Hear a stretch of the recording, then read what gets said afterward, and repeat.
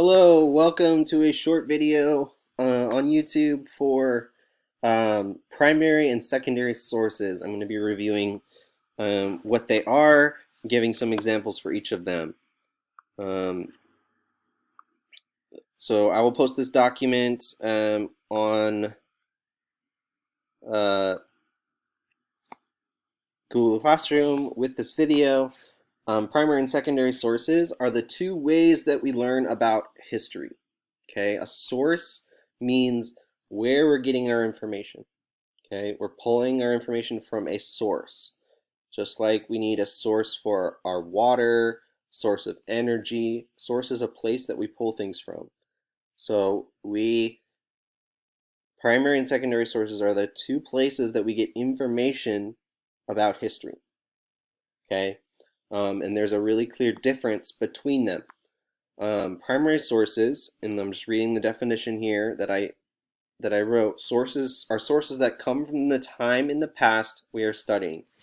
Historians analyze these to learn about what happened, what life was like, and how people thought. So here are some key examples of primary sources. Texts are one of them. You guys are looking at text this week for your primary source activity.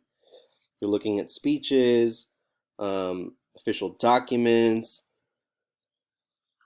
pamphlets that come from the time period that we are studying.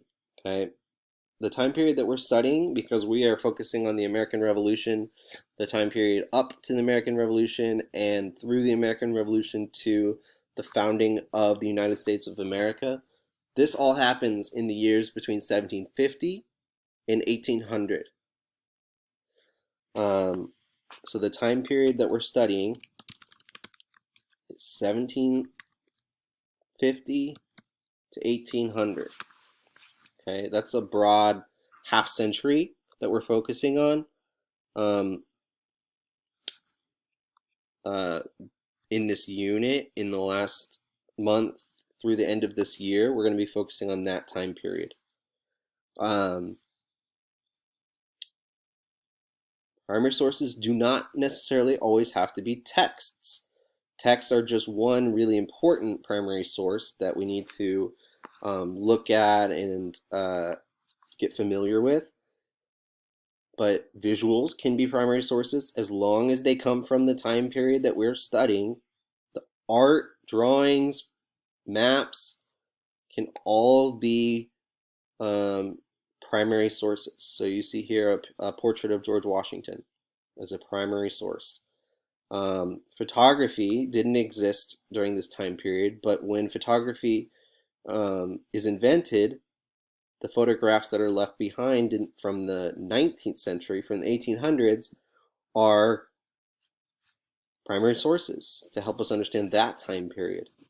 So photography definitely can be a primary source if we look at later time periods in American history.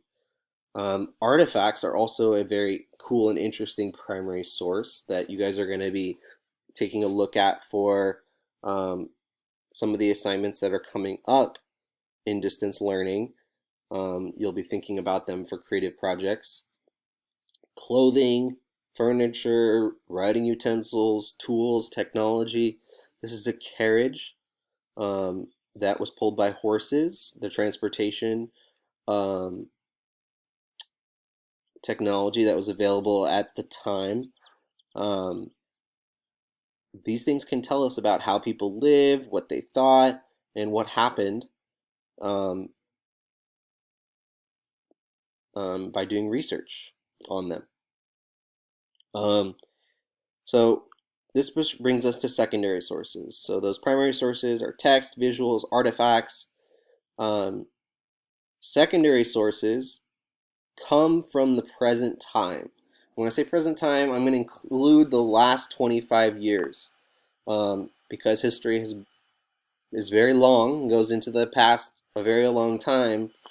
The last 25 years are considered the present time. And people, books or articles, anything that's written from the present time about the past we would consider a secondary source. So some of the common ones are articles and essays, books and textbooks, maps or graphs that are created, like the ones that we've looked at in class, um, all come from the present time, about the past, about the time period that we're studying. Um, we consider those secondary sources. The documentaries that you've been watching, Liberty of the American Revolution, is a secondary source overall. However, when the actors talk and they act out the characters and they use their words, and those are actors performing primary sources. So letters that were found from that time period, written by these people, those actors are reading or acting out the words from those primary sources. So secondary sources often use primary sources to talk about history and what we know about history. Um, but as soon as it comes from the time period of the present now, looking back at the past to tell the history, to tell the facts, we consider that a secondary source. Um, the primary sources are the things that are left behind that come from that time period that we can look at and analyze, to learn about what happened, what life was like, and what people were thinking at the time.